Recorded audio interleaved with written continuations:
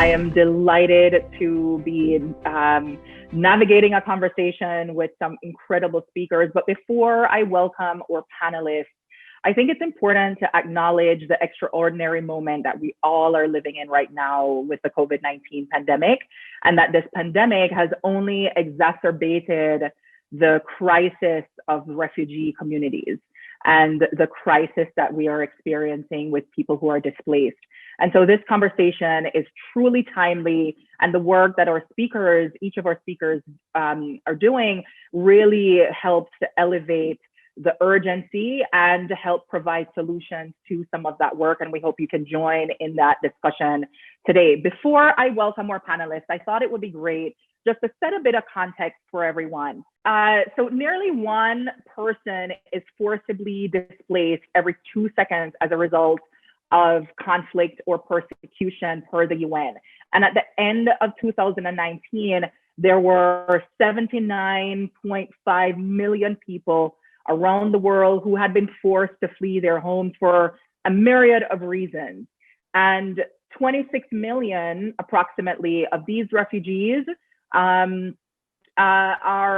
under the age of 18. And so we have a young population. We have many women and children involved in this crisis, fleeing into developing countries, predominantly Turkey, Colombia, Pakistan, Jordan, Lebanon, Uganda, Sudan, Iran, Bangladesh are the top 9 refugee host countries, and none of these countries are in North America or in Europe. Germany is the only country in sort of the Western developed world that is in the top 10 host countries for refugees. So I'm sharing all of this to say that within the context of people who are displaced and refugee communities, we are thinking not only about the plight that they have to endure, but the countries in which they are being hosted and how they can become a part of the economic fabric and broader livelihood of that society. And so our conversation today will cover 3 main areas. We're gonna set some context around the economic and psychological context of refugee communities, the hurdles they have to overcome. And we have a phenomenal speaker joining us from the UN. We're gonna dispel some of those myths that refugees are unable to add value to the economy of their host countries. And then we're gonna share some tangible solutions around how businesses, business leaders, and just regular folks in our society can help to invest in and support refugees as they seek to integrate and become a living and vibrant fabric of our society. I am pleased to welcome these 4 speakers who are doing just incredible work in each of their spheres of influence. Truly, it's an inspiration. I'm pleased to welcome Aime Rebecca, who is the founder and CEO of Patapia, a company that provides financial services to refugee women in Uganda. Cara Boccieri, founder of Akamae, that designs co-creation fashion pieces with communities affected by conflict and migration. Roberta Ventura, founder of SEP Jordan, a social enterprise making luxury lifestyle goods, including homeware and fashion accessories. And Shirin Pakfar-Friborg, who is the chief of section for private partnerships and philanthropy at the UNHCR. And so thank you all for joining us. Shirin, I'm gonna go right in and turn things over to you with a question around what are you, as the agency that oversees this refugee crisis and the plight of refugees community and people who are being displaced, what are you guys currently experiencing in the midst of the COVID-19 pandemic and how this is impacting refugees? Thanks so much, Sancia, and thanks for having us today. I was just going to say that you could be working for UNHCR, given your knowledge of the topic and your explanation of where the persons of concern, as we call them, are currently. But thanks for your concern about the refugee population during this pandemic. I mean, the way we've described it often is an emergency on top of an emergency. We have that in other contexts, and when a natural disaster hits a refugee community, but the pandemic has been like no other in that it's hit refugee communities globally at the same time. And so, you know, as you mentioned, 85% of the world's forcibly displaced do live in developing countries. And beyond the health impact that obviously the pandemic has had, we've seen massive socioeconomic and protection consequences on the refugee population. And I'll just give a few examples. You know, food security, food supply chains are facing disruptions. And that, you know, we have about 30 million refugees and internally displaced people depending on food assistance to survive. And so with that disruption in food supply chains, we were worried about access and availability of food to refugees. We look at livelihoods and we look at, you know, what our colleagues here on the panel, Aime, Roberta, others are doing in terms of helping refugees access livelihoods so they understand that the challenge that we're already facing when it comes to the precarious situation refugees are in. And so restrictions like lockdowns have disproportionately affected refugee communities and the poorest of those in a fragile economy, in places where daily labor is the only option if they have an option for work. Education as well, just like it's impacted children all around the world, from developed countries to developing countries. Refugee children are already very vulnerable to being left behind in the education sphere. And the school closures has only exacerbated that situation. And our data suggests that 50% of refugee girls that were in secondary school will likely never return after the pandemic. Wow. And this is a huge loss to the gains we've worked so hard to make over the last few years. And then just very lastly, I think from the protection perspective, you know, we call this also a protection emergency because we looked at sexual gender-based violence and domestic violence, which affects women, of course, and girls. We look at borders being closed, where we've been working so hard with so many countries to allow asylum seekers in. We look at misinformation and stigmatization around refugees being the conveyors of the virus and being scapegoated for unjustifiably, of course, and blamed for spreading the virus. So there's been, you know, a hugely grim situation on the horizon. But of course, we've also seen an outpouring of solidarity, and that's what's given us hope. Because you see from the private sector in particular, and individuals that we've really managed to raise resources to really address many of these issues. Wow, I mean, one could very easily feel completely broken listening to some of that, the data that you're sharing. And as you rightly pointed out, Shirin, it's a crisis on top of a crisis, and we're literally having to readjust and, you know, redouble efforts in order to bring us back to where we were pre-pandemic so we could then move forward. So, you know, really want to just acknowledge the work that you all are leading at UNHCR. And I want to pick up on a point you made around just the economic displacement, since a lot of what we're having a discussion around today is centered around that, notwithstanding the fact that there is so much else in the ecosystem of our society where refugees are also being impacted, as you said, like health and education, etc.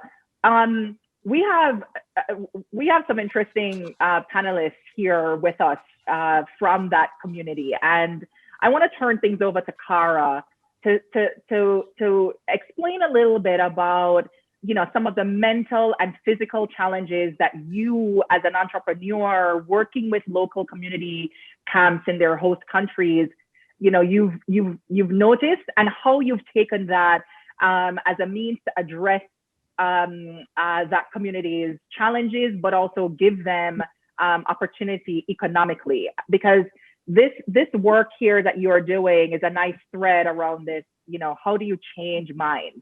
So tell us a little bit about that, Cara. Thank you, Sancia.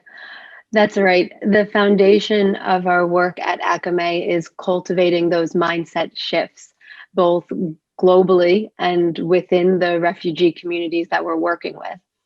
So the challenges that we are overcoming are often a result of the existing aid model, one that excludes people from our economic system, creates dependency and deficit. We're all here in this capitalist society where we are expressing value to each other through the exchange of goods, of services, of money. And we have excluded certain groups of people, whether refugees or other marginalized groups, and are creating dependency on external aid. And what is the message that people receive when they're in these groups? And it's often that they are not valuable enough. They are not worthy of even entering into this value system that we are all a part of.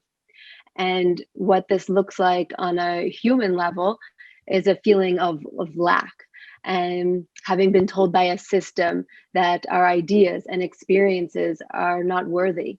And Shirin mentioned some of the ways that this manifests in refugee communities, in accepting underpaid and, of course, not necessarily legal employment, addictions, idleness, mental illness, loss of skills, and gender-based and domestic violence.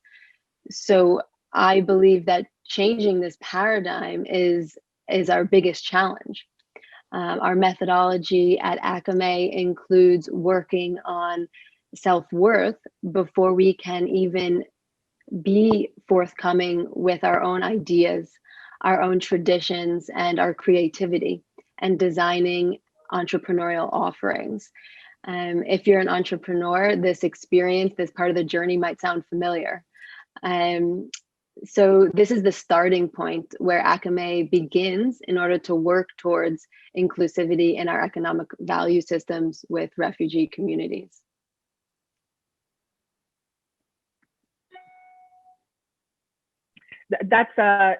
You hit on that point around the self-worth element that's being displaced, whether it's by, from a state to state, country to country, but the disruption that brings emotionally, psychologically is so profound that it takes quite a lot to unlock. And so I want to acknowledge the fact that we're having a conversation about a community that Aime is very intimately involved with as a refugee herself, a former refugee herself, who has now turned her own experience into a business that supports other refugees. So I just want to turn to Aime on that, to connect that thread of the discussion around that mindset and worth. And Aime, if you will, I see that your video might be off because of the bandwidth challenge, but we want to hear from you. Aime, as a former refugee, you've had to overcome some challenges yourself just to get to where you are now. How did you share with us a little bit of your personal experience around your mindset shift, that idea that it was important to rethink your environment in order to help acknowledge and unlock some of the opportunities that you might not have noticed originally in your community, and to start your business?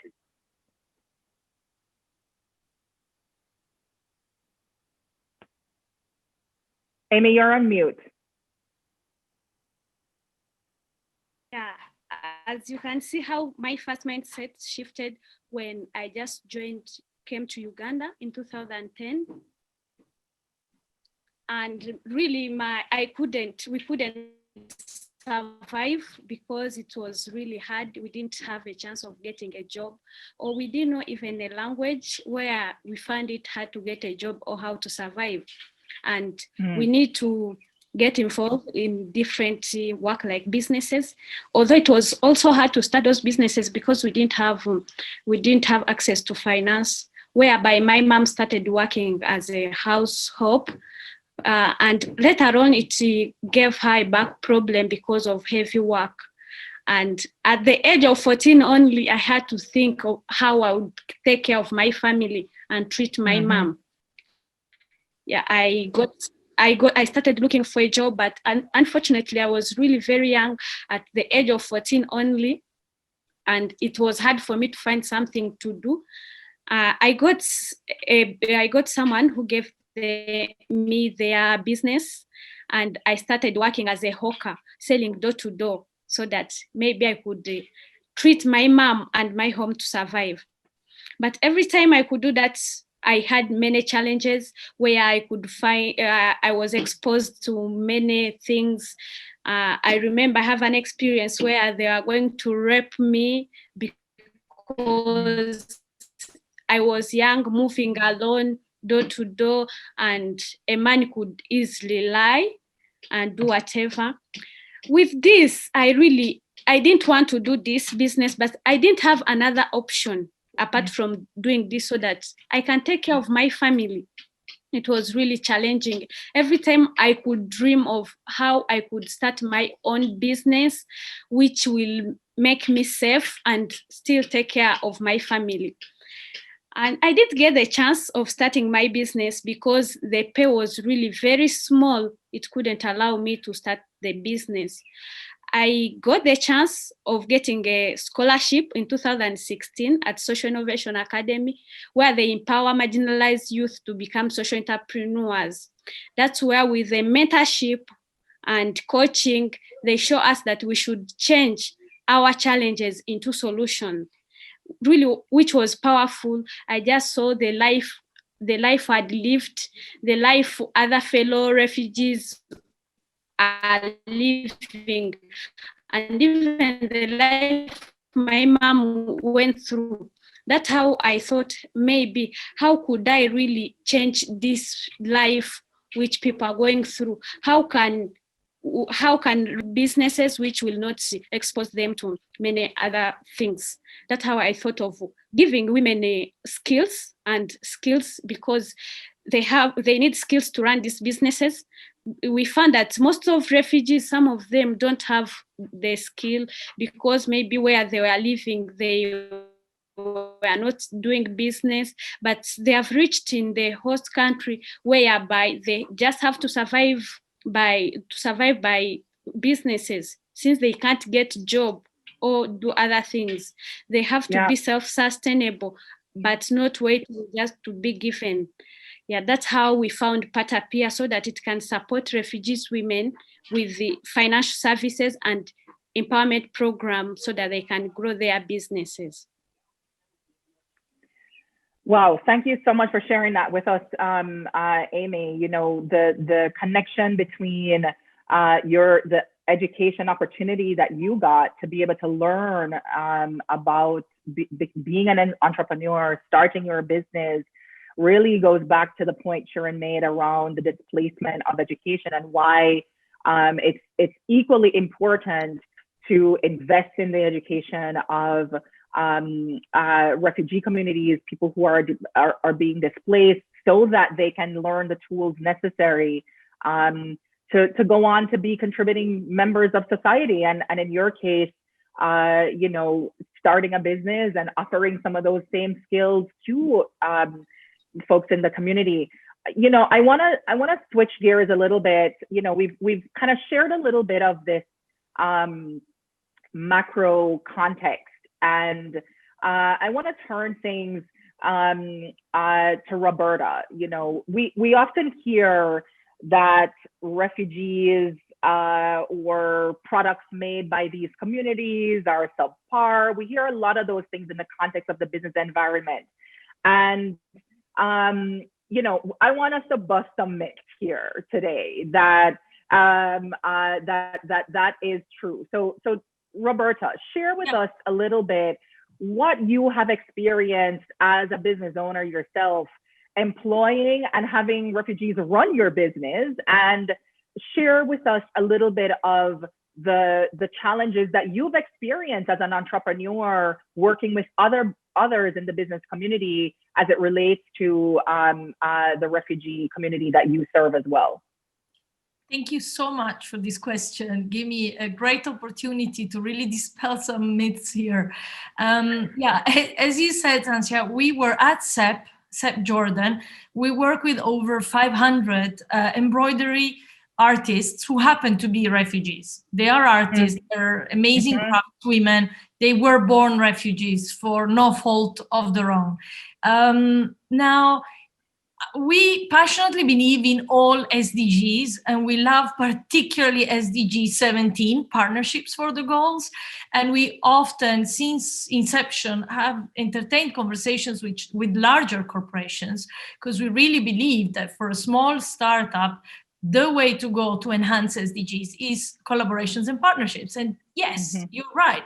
We often have heard questions such as, but how can people in refugee camps produce according to specifications and within the deadlines?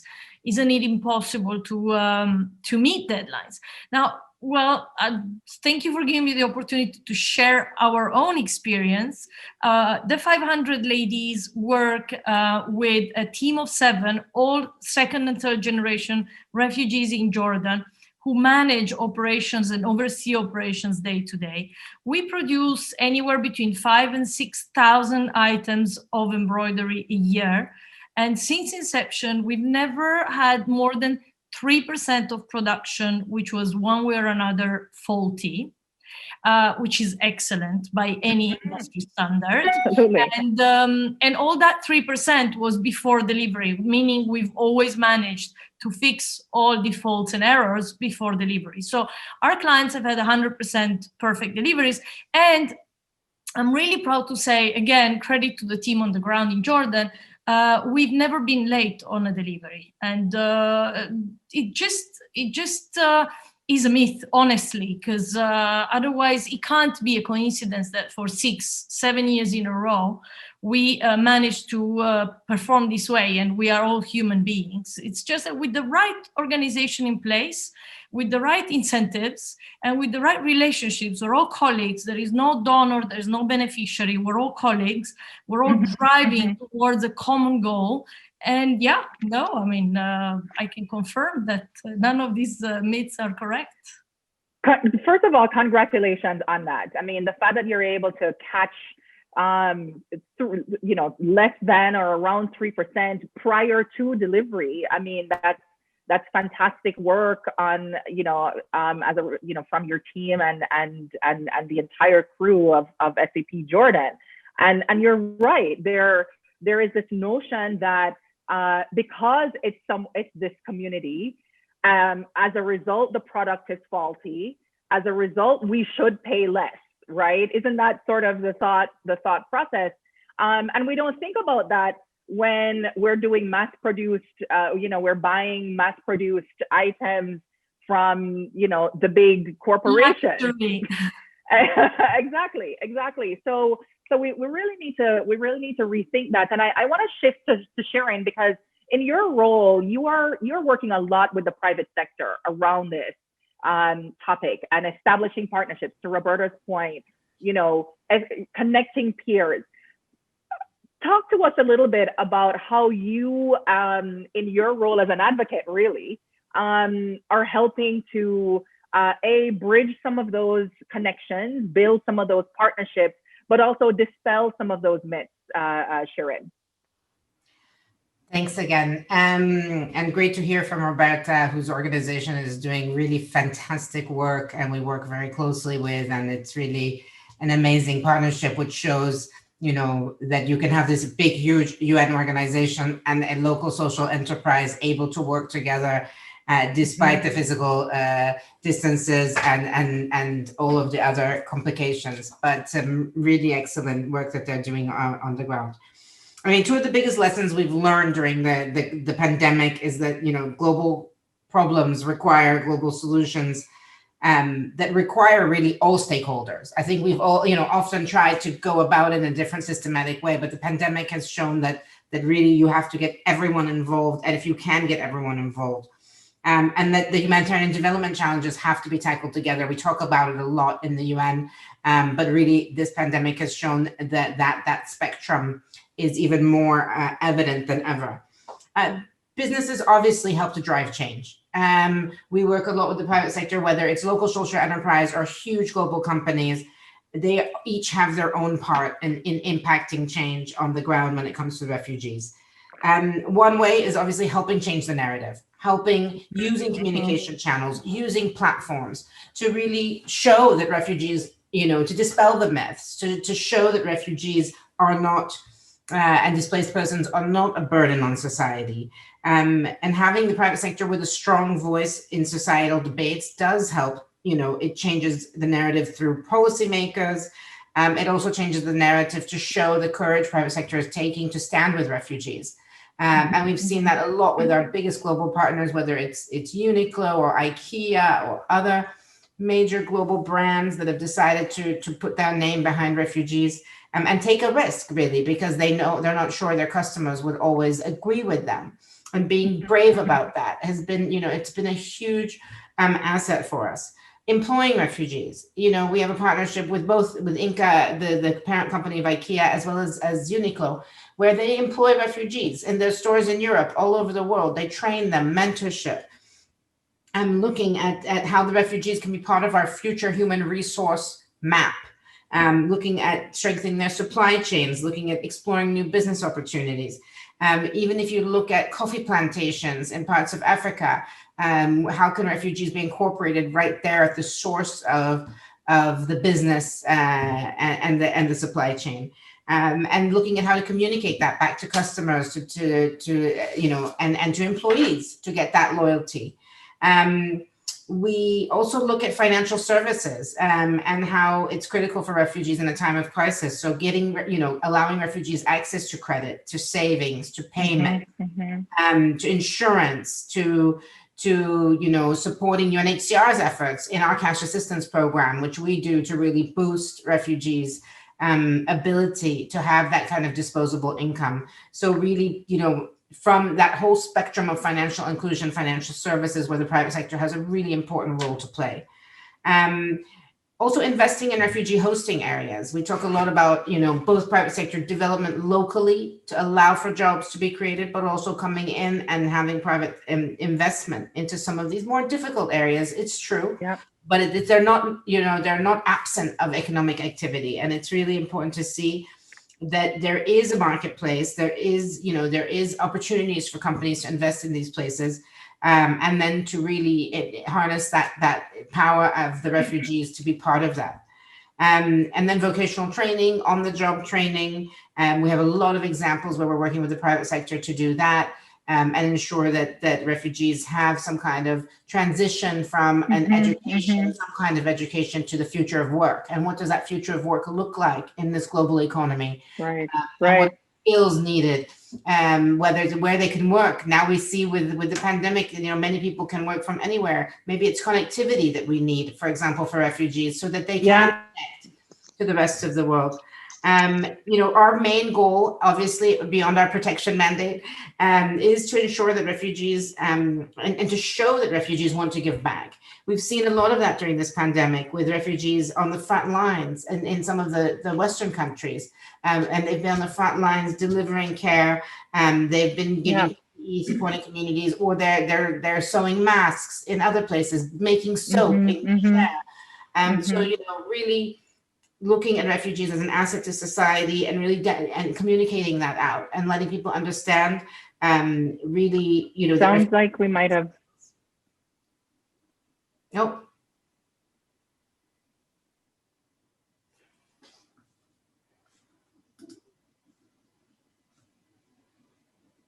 Hello.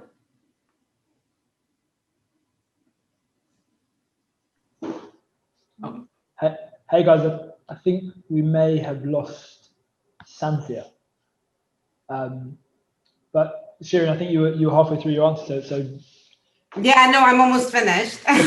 Please carry on. Sure. No, just to say that, we're really, our point is to show that refugees come with skills, they have potential, they had a lot of resilience, they're some of the most resilient people you'll ever meet.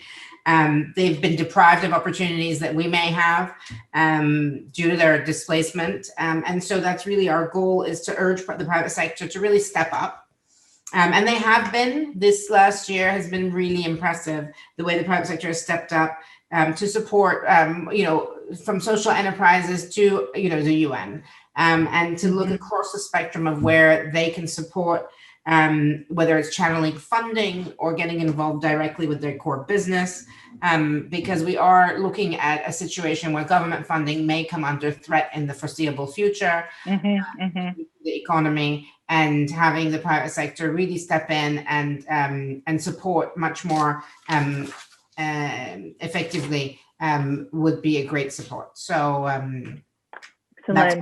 that's where we are at the moment. Excellent.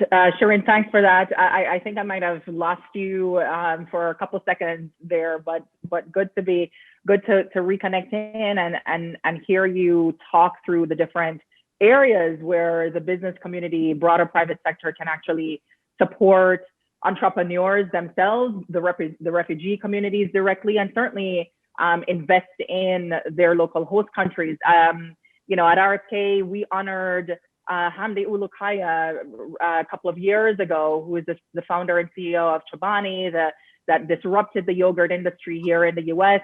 Our government, or current outgoing government, has been dismal with the immigration and refugee crisis, as we all are aware. But businesses like Chobani and leaders like Hamdi have stepped up in a massive way to reinvest in these communities. And he recently gave an interview with Forbes where he highlighted that even during this pandemic, he still managed to employ upwards of 30% or 35% of refugees and immigrants in his business, and continues to expand that. So we see, from small social enterprises to large corporations, where people can take action and actually invest in and support these communities. So we need to. I agree with you. We definitely need to change the narrative. And really rethink what that messaging looks like around the refugee community and what they can do, what this community can do to help better society and better themselves.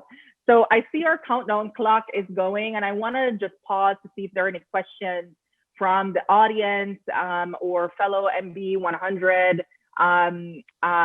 recipients. Please send your questions through the chat. If you are part of the MB100 recipients, please let us know through the chat, and then we'll bring you on stage so you can ask your question. But just wanted to pause there to see if there are any questions. Tom, anything coming through? I hope I didn't miss anything when I got disconnected for a second. Okay. Doesn't sound like it. But in this vein of solutions, why don't I just go back to that? In this vein of solutions, I think it's important for us to acknowledge just how each of our speakers here, who are entrepreneurs themselves, what's going on with your business. I wanted to just give you all a moment to share what's happening to your business in today's current environment with the pandemic. And if you could ask this audience one thing to support you and the work you're doing to support the refugee community, what would that be? Cara, I'm gonna rapid fire shoot that over to you.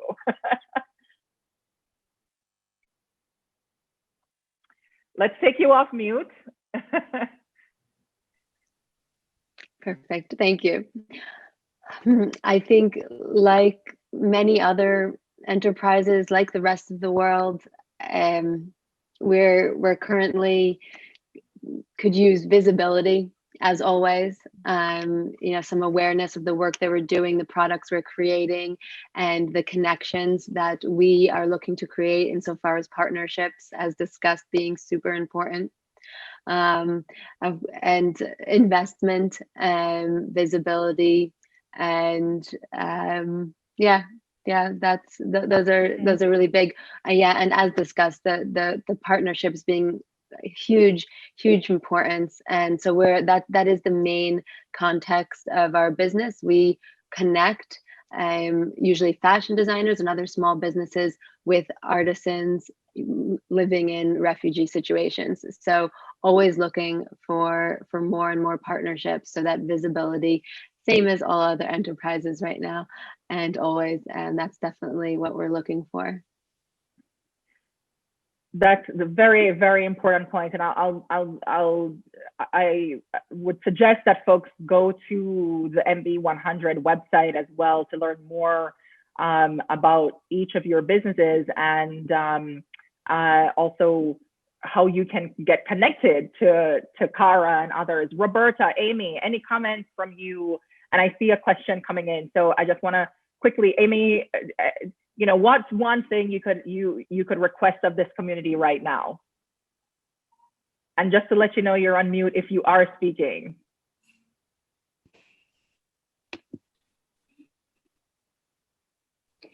Maybe one thing the community should do is to support refugees, really into changing their mindset to show them that refugees can do better, and they really didn't want to be refugees, but with the hope, with the community, refugees can do better and can do something which really can help the country, even the economy of the country. Like when we have refugees, when they come to the host countries, they think maybe there is something they cannot do, and they end up staying just at home. Some don't go to school. But when you look well, refugees can even contribute to the economy. We have a woman called the Shekina Feza, and the children were not going to school. But when he started working, when she came to Patapia supported her, and she has started working. She's now taking children to school, even contributing to the economy, because now she pays tax. And when we look at this, you really see that refugees can contribute to the community and even to the host country. Yeah. Great. So just want to acknowledge that Shirin had to jump off. She had a hard stop, and I saw that a question came in around how do organizations like UNHCR try and build a sense of empathy and not sympathy among the host communities of refugees.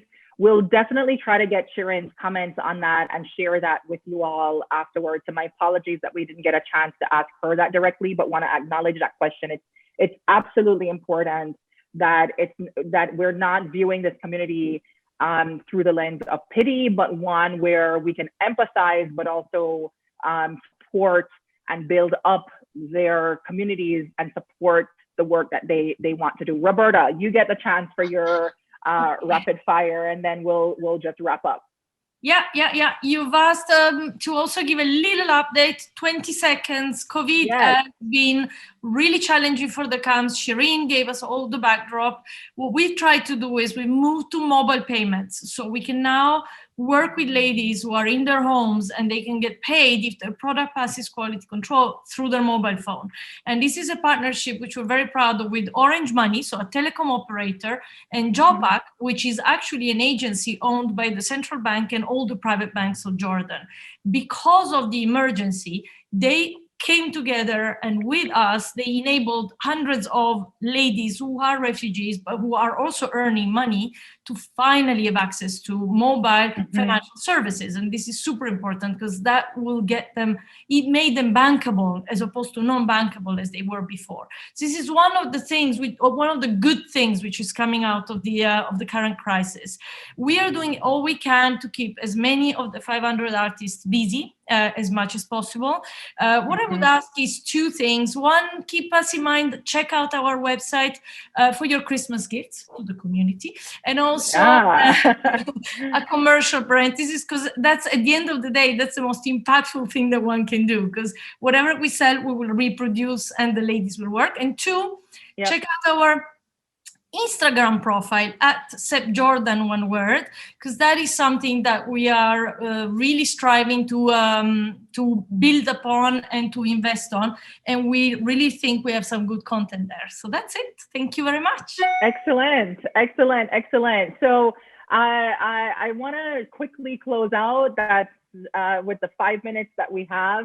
I see in the chat that there are a couple of comments, just general comments around talent and startup incubators that really focus on refugee and migrant communities. They mentioned one here, Capacity Zurich, based in Switzerland, that really works to build skills for the refugee community. I see Herman Coe here saying, thanks, Aime, for your contributions. Would love to connect. It goes to show every action counts. Lots of excellent comments in here about the fantastic work. You know, shout outs to Cara and Roberta for the work you guys are doing. I mean, it is truly inspirational and you know, motivating for us to hear the work that you all do every day and the commitment and focus that you have in supporting this community, the refugee community, and dispelling some of the myths associated with this community. So I want to just leave us with a couple of actions. It's clear and evident that within the context of this community, we need to continue to invest in their skills, invest in skills development and education training right away as they get into host communities and even in their transitional camps. So if you're a business and you're looking to find a way how you could support, think about that immediately. And we're happy to provide some resources around how you can actually do that. I know Tom and his team can share that. Secondly, if you are a communications firm, if you work in the technology space, if you work in the financial services space, businesses like Cara's and Roberta's and Aime's need your help. And so we are asking you today to consider supporting and investing in these businesses and others in the community, because they are reaching an audience that are often left behind. And if you have the capacity, both financial and time and your network, then tap that capacity and let's see how we can harness it for good. And continue to advocate for integration of refugees in your community, in your host countries. We are waiting with a bated breath here for January 2021, when our new administration will be sworn in, and how we can continue to you know, pick up on the work that had already been done here in the US. So we're looking to other countries. We're not leaders in this. We're looking to other countries. And so it's going to take individuals and those individuals who are a part of these communities and corporations in order to really see some, put a dent in some of the challenges that we've highlighted. But I hope you all can take away the fact that communities that are displaced, refugee communities, are thriving, contributing to their host countries. So let's just dispel that myth right away. They can be a valuable part of our economy. They just need more support. So I want to thank Aime. I want to thank Cara, Roberta, and Shirin, and absolutely thank Tom, Lena, and the team at MB100 for giving us this platform and opportunity to share a little bit of this incredible work with you. And it's been my honor and pleasure to navigate this discussion today. So thank you so much.